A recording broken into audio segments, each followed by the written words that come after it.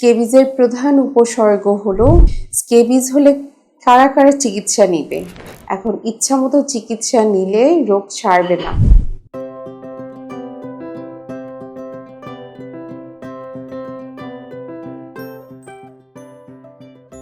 আসসালামু আলাইকুম, আমি ডক্টর তৌহিদা নূর।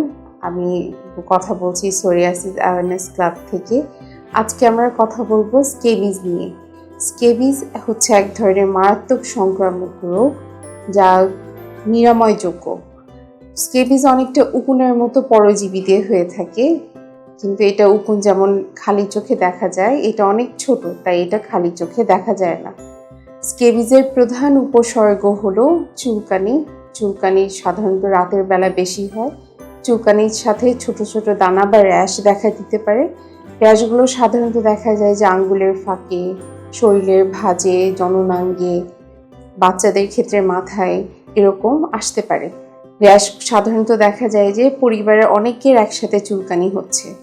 আর এখন এইটা অনেকটা মহামারী আকারে দেখা দিয়েছে।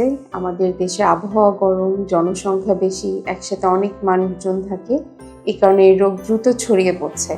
বিশেষ করে যেসব বাচ্চারা স্কুলে যায়, যারা মাদ্রাসায় পড়াশোনা করে, তাদের স্কেবিজ অনেক দ্রুত ছড়িয়ে পড়ছে। স্কেবিজ হলে কারা কারা চিকিৎসা নিবে। এখন যেহেতু এটি সংক্রামক রোগ, সেহেতু একই পরিবারে বা একই গণ্ডিতে যারা বসবাস করে, তাদের সবাইকে একই সময় একই সাথে চিকিৎসা নিতে হবে। এখন ইচ্ছামতো চিকিৎসা নিলে রোগ সারবে না। সবাইকে নিয়ম মেনে চিকিৎসা নিতে হবে। ওষুধ ব্যবহারের ক্ষেত্রে কিছু নিয়ম আছে। পরিবারের ছোট থেকে বড়, সবচেয়ে ছোট সদস্য থেকে শুরু করে সবচেয়ে বয়স্ক সদস্য পর্যন্ত, এমনকি গর্ভবতী বা বাচ্চাকে বুকের দুধ খাওয়ান এরকম মা সহ সবাইকে চিকিৎসা নিতে হবে, না হলে এই রোগ নিরাময় সম্ভব নয়। ওষুধ ব্যবহারের ক্ষেত্রে কিছু নিয়ম আছে।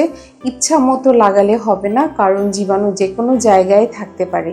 তো সেক্ষেত্রে চিকিৎসকের পরামর্শ অনুযায়ী ওষুধ ব্যবহার করতে হবে। ওষুধ সাধারণত আমরা 2 দিন ব্যবহার করতে বলি। আজকে যদি ব্যবহার করে, তাহলে 7 দিন পর সে আবার ব্যবহার করবে। ওষুধ ব্যবহারের আগে আমরা সাধারণত নখ কেটে নিতে বলি, রাতে ওষুধ লাগাতে বলি। ওষুধটা সাধারণত 12 ঘন্টা থাকবে শরীরে, এবং শরীরের কোনো জায়গা বাদ যাবে না ওষুধ লাগানো থেকে, কারণ আপনি যেই জায়গা বাদ দিবেন সেখানে জীবাণু থাকতে পারে, এবং সেখানে জীবাণু থাকলে আপনার শরীরে আবার জীবাণু ছড়িয়ে পড়তে পারে। যেদিন ওষুধ লাগাবেন তার পরের দিন আপনার ঘরের বিছানাপত্র, কাপড় চোপড় সব কিছু গরম পানিতে সিদ্ধ করে ধুয়ে অবশ্যই রোদে শুকাতে হবে। যদি এটা করতে না পারেন, তাহলে আপনার কাপড়ের সব কিছু, কাপড়, বিছানাপত্র সব একটা পলিথিনে ভরে সেটা ঘরের গরম জায়গায় 5 দিন রেখে দিবেন। 5 দিন পর বের করে পরিষ্কার করবেন। বাচ্চাদের খেলনাপত্র সব কিছুই পরিষ্কার করতে হবে। এখন আপনার বাচ্চার যদি এরকম চুলকানি দেখেন, তাকে স্কুলে যেতে দিবেন না চিকিৎসা শুরু না করে। একবার ওষুধ লাগানোই যথেষ্ট রোগটা ছড়ানো প্রতিহত করার জন্য।